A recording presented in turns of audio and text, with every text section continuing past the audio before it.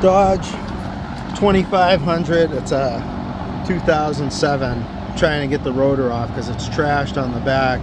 And I watch all these videos and they take the caliper off and then they just hammer the rotor off, and I've never ever had that experience. So I've been hammering on this thing, trying to get it out. I don't know if maybe heat's going to be the answer, but it does not want to come off. And I got this puller on it, and I'm pretty sure something's going to break, so I just figured it'd be worth recording.